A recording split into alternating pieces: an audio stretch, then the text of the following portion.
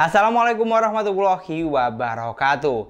Ini adalah Xiaomi Redmi 10A, produk terbaru dari Xiaomi untuk segmen harga 1 jutaan. HP ini saya beli di Shopee pada saat flash sale perdananya dengan harga Rp1.550.000 untuk kapasitas 3/64 GB.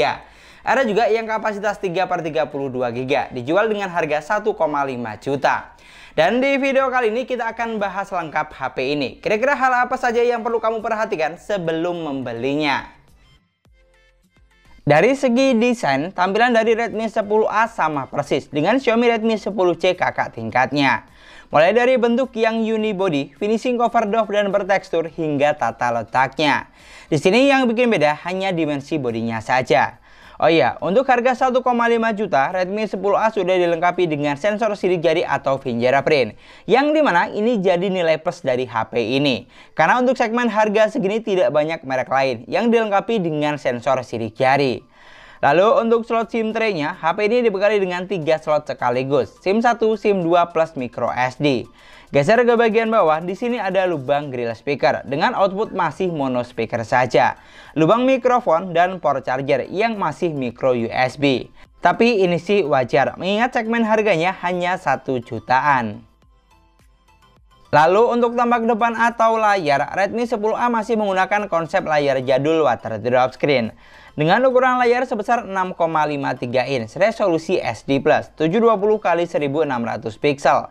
Dan untuk panel layarnya menggunakan panel layar IPS LCD dengan refresh rate hanya 60 Hz. Di sini untuk urusan layar menurut saya sih standar saja, sama seperti HP 1 jutaan pada umumnya.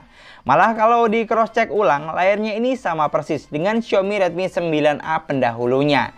Mulai dari konsep layar, resolusi sampai saturasi warna yang dihasilkan. Namun yang jelas digunakan untuk kebutuhan nonton atau main game sudah berasa nyaman. Walaupun untuk saturasi warnanya kurang ngejreng menurut saya. Tapi balik lagi sesuai dengan kelas harganya yang hanya 1 jutaan. Untuk respons sentuhnya di sini sudah cukup responsif. Saya tidak menemui kendala yang berarti saat pengujian. Sedangkan untuk spesifikasinya, Redmi 10A dibekali dengan kapasitas 3/64 GB dan masih bisa ditambah dengan micro SD jika memorinya kurang besar. Lalu untuk chipsetnya di sini sama persis dengan Xiaomi Redmi 9A sebelumnya, yaitu MediaTek Helio G25 octa-core 1,8 GHz, fabrikasi 12 nanometer.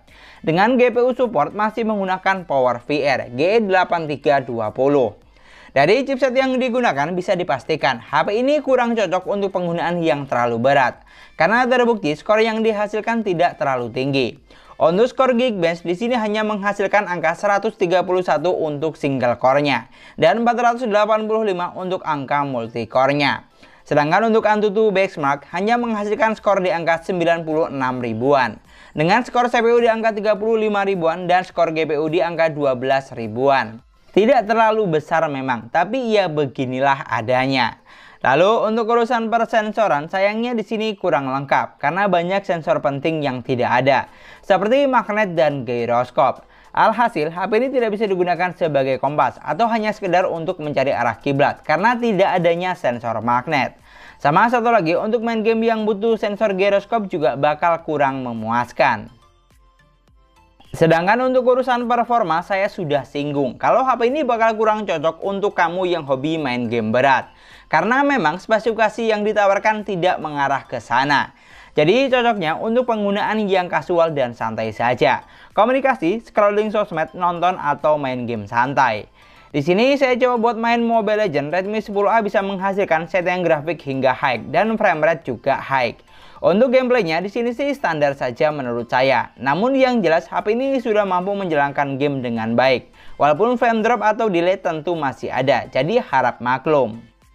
Sedangkan kalau digunakan buat main game yang lebih berat sekelas PUBG Mobile, Redmi 10A hanya mampu menghasilkan settingan grafik hingga smooth medium dan bisa mentok sampai balance medium saja. Di sini untuk gameplaynya tidak ada yang spesial karena memang bukan HP dengan spesifikasi gaming. Jadi tidak bisa berharap terlalu tinggi. Apalagi untuk frame drop atau delay kita bakal sering menjumpai saat gameplay. Jadi kuncinya jaringan harus bagus dan stabil saat digunakan untuk main game online seperti ini. Dan dari pengujian yang saya lakukan, kalau ditanya untuk kebutuhan gaming, HP ini sudah bisa digunakan. Tapi tanda kutip tidak dengan performa yang maksimal, karena lebih cocoknya untuk game yang ringan dan santai saja. Kalau dipaksa untuk game yang agak berat, bakal sering berjumpa dengan lag atau frame drop. Lalu untuk daya tahan baterai, Redmi 10A sudah dibekali dengan baterai sebesar 5000 mAh. Dengan kecepatan isi daya hanya 10 watt saja. Yang dimana di sini juga sama dengan Xiaomi Redmi 9A. Jadi bisa dipastikan isi daya di HP ini butuh waktu yang tidak sebentar untuk full sampai 100%. Bisa memakan waktu 3 jam lebih, bahkan hampir 4 jam. Lanjut untuk urusan sistem atau UI, Redmi 10A berjalan di Android 11, basis MIUI 12.5. Yang dimana kalau untuk tampilan UI saya rasa tidak usah diragukan lagi. Karena HP ini memiliki tampilan yang sangat kekinian dan mudah untuk dipahami. Pilihan tampilan seperti tema, wallpaper, sampai font juga banyak ada di aplikasi tema bawaan. Untuk fitur yang disediakan juga sudah banyak, seperti ketuk 2 kali untuk on off, screenshot 3 jari, screen mirroring, rekam layar, dan masih banyak lagi.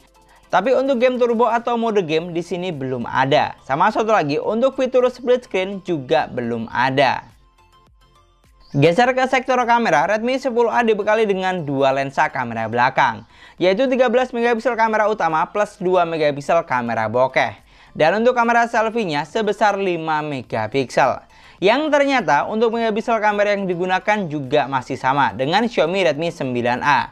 Hanya saja ada penambahan lensa bokeh 2 MP. Lalu untuk fitur kameranya, selain foto dan video, hanya ada foto mode profesional, foto potret atau bokeh. Dan di bagian selengkapnya masih ada foto mode malam, video selang waktu, dan video pendek. Lalu kalau untuk hasil jepretan kameranya di sini terlihat standar saja menurut saya. Sama seperti HP 1 jutaan pada umumnya. Untuk saturasi warnanya juga kurang dapat, terutama saat foto di kondisi low light. Jadi sedikit tipsnya, saat ambil foto atau video pastikan di kondisi cahaya yang bagus supaya hasilnya lebih maksimal. Seperti foto yang sedang saya tampilkan saat ini. Sedangkan untuk hasil kamera selfie-nya di sini juga demikian, terlihat standar saja. Dan bisa dipastikan kurang cocok buat kamu yang doyan selfie, karena untuk resolusinya hanya 5 MP. Jadi kita tidak bisa berharap terlalu lebih.